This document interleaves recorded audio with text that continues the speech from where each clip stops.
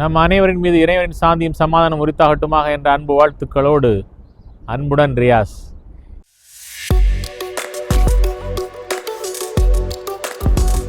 இந்த வாரத்திற்கான டாப்பிக்கில் கிராட்டிடியூட் எவ்வளோ இம்பார்ட்டண்ட், நன்றி செலுத்துகிற நன்றி உணர்வோடு நாம் வாழணுங்கிறது எவ்வளோ முக்கியமான விஷயம் அப்படிங்கிறத பற்றி எனக்கு தெரிந்த விஷயங்களை உங்கள்கிட்ட ஷேர் பண்ணுறேன்.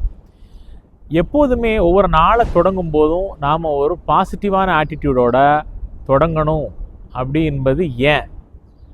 எப்போது நான் அடிக்கடி சொல்கிற மாதிரி, if your why is powerful then how is easy.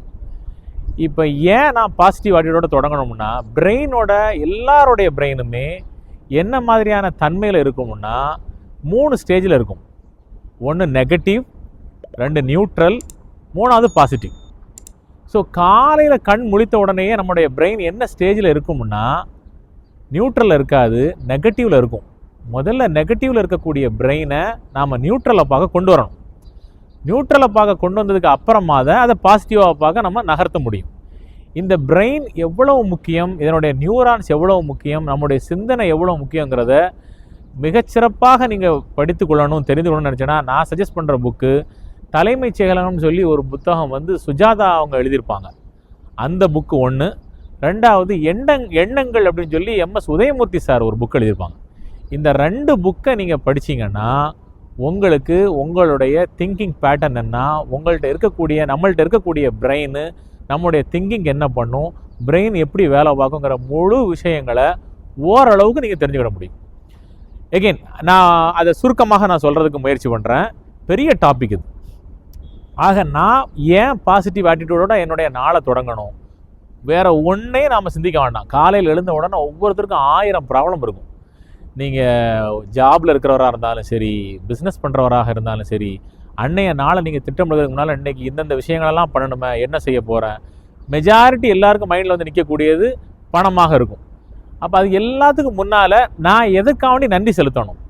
Y I have to be gratitude towards the universe or God ஏன் பண்ணணும் அப்படின்னா, ஒவ்வொரு நாளும் சூரிய உதயனை பார்க்குறதுக்கு என்னுடைய கணக்கு சரியாக இருந்ததுன்னா 2016 நினைக்கிறேன்.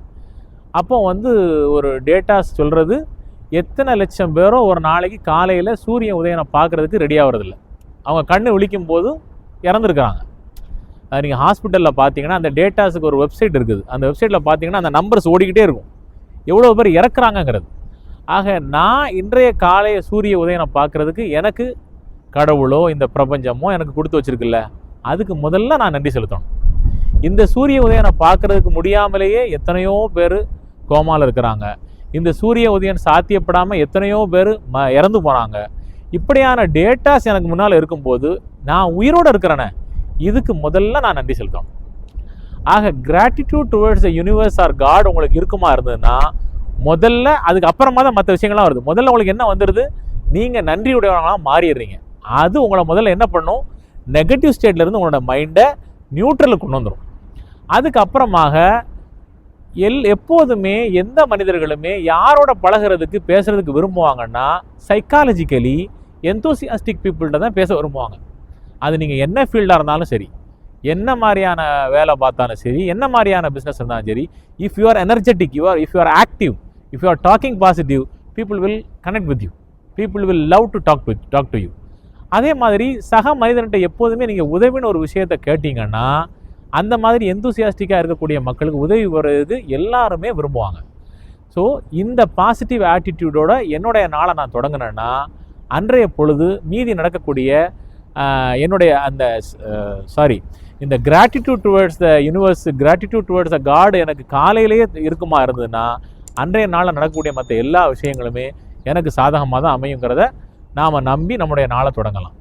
உங்களுடைய வேர்ட்ஸ் ரொம்ப முக்கியம்.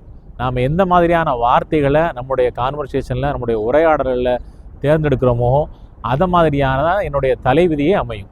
இது டோனி ராபின்ஸ் சொல்லியிருக்கிறார். அடுத்த காணொலியில் இன்னொரு டாப்பிக்கில் சந்திப்போம். அன்புடன் ரியாஸ்.